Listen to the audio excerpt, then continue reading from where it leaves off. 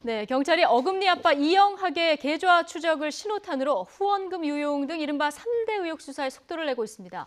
경찰의 초동 대처가 비판을 받는 가운데 피해 여중생의 부모는 YTN 취재진과의 전화 통화에서 실종 신고 당시 경찰의 이영학 딸의 이름은 물론 아이 옷차림까지 자세히 말했다면서 분통을 터뜨렸습니다. 취재 기자 연결해보죠. 조은지 기자. 네, 사회부입니다. 네, 자 후원금 유용, 경찰이 이영학의 계좌 추적을 하고 있다고요.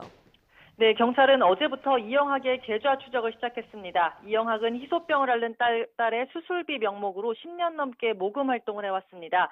개인 계좌를 통해서 돈을 받았는데 얼마나 모였고 또 어디에 썼는지 자금 이동 경로를 폭넓게 살펴보고 있습니다.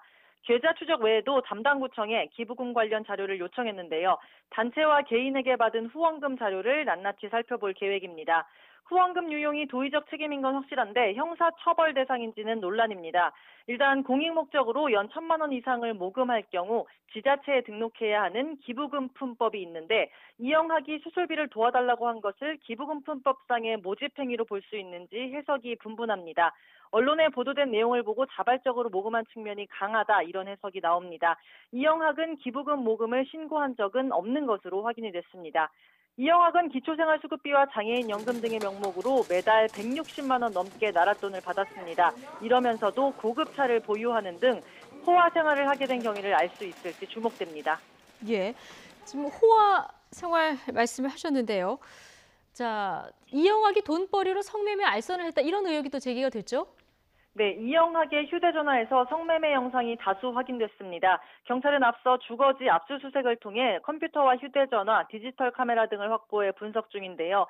수십 건의 성관계 동영상이 발견된 것으로 알려졌습니다. 경찰은 이영학이 일종의 포주 노릇을 하면서 성매매를 알선한 것으로 보고 있습니다. 몰래 찍은 성관계 동영상을 성인 사이트에 올려 수익을 올리기도 했습니다. 퇴폐 마사지업소 운영 정황도 드러났는데 최근까지 강남 원룸에서 성매매를 알선한 정황이 드러났습니다.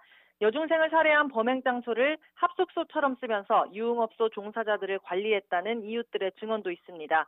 경찰이 확보한 동영상에 아내도 나온 것으로 알려졌는데 경찰은 이영학이 성매매를 강요해 아내가 목숨을 끊은 게 아닌지 그 연관성도 살피고 있습니다. 예. 지금 아내가 투신하는 것도 이영학의 이른바 3대 의혹 가운데 하나인데요. 이 부분에 지금 수사에 진척된 것이 있습니까? 네, 이영학의 아내 최 모 씨는 계부를 성폭행 혐의로 고소했죠. 이영학과 함께 증거품까지 내면서 신고를 한 뒤에 투신했습니다. 수사기관은 최 씨가 스스로 목숨을 끊은 것과 성폭행의 연관성, 또 이영학의 자살 방조 혐의 등을 두루 살피고 있습니다. 지난주 토요일 의붓 시아버지를 경찰이 조사했습니다. 벌써 세 번째 소환인데요. 거짓말 탐지기 조사까지 했습니다.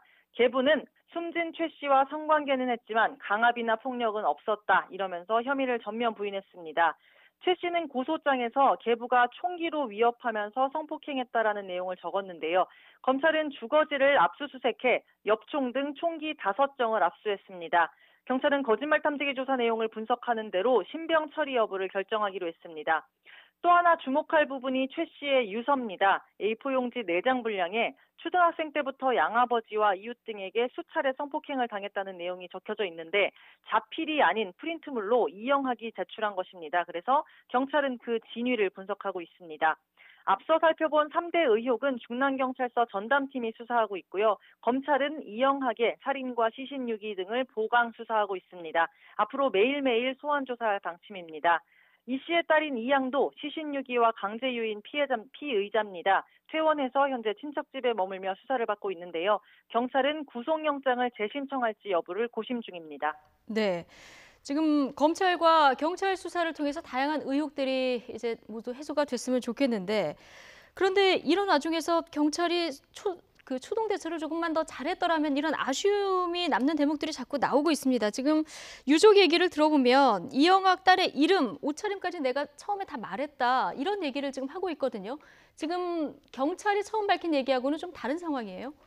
네, 맞습니다. 진실 공방이 한창입니다. 예. 실종 신고 나흘 만에 경찰서장이 첫 보고를 받았다 이런 내용 전해드렸었는데요. 경찰의 초동 대처가 부실했다는 비판을 받는 가운데 유족과의 주장이 점점 첨예하게 엇갈리고 있습니다. 유족 측은 오늘 YTN과의 통화에서 지난달 30일 오후 11시 20분 실종 신고를 할 당시 이미 이영학의 딸과 만난 사실은 물론 딸의 옷차림까지 경찰에 전했다는 입장입니다. 마지막으로 만난 이양에게 물어보겠다면서 직접 지구대에서 전화도 걸고 이양의 이름도 말했다고 하는데요. 피해 여중생 어머니의 말 직접 들어보시죠. 딸이 누구랑 해줬습니까, 마지막에? 내가 만약에 정신없어 말 안 했다고 물어봐야 되는데 내가 얘기를 했어요. 그리고 지구대 안에서도 그 아이랑 전화통화하면서 지금 반바지를 입었대요. 무슨 블랙을 입었대요. 신발이 뭐래요? 실시간 보고 실시간. 지구대에서 통화를 하시면서 경찰한테 그걸 네. 알려줬단 말씀이시죠? 알려줬죠, 다. 예, 계속 알려줬죠.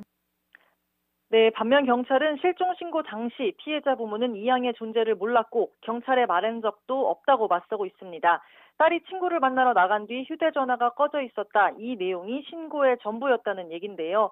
결국 경찰은 다음 날인 지난 1일 밤 9시에 이양의 존재를 처음 들었다. 이렇게 설명을 했습니다. 서울경찰청은 이 진실 공방을 비롯해서 보고 지휘 체계가 이루어지지 않은 경위와 늑장 대처 등 초동 수사 부실 논란에 대해서 전반적으로 감찰을 하고 있습니다. 지금까지 사회부에서 YTN 조은지입니다.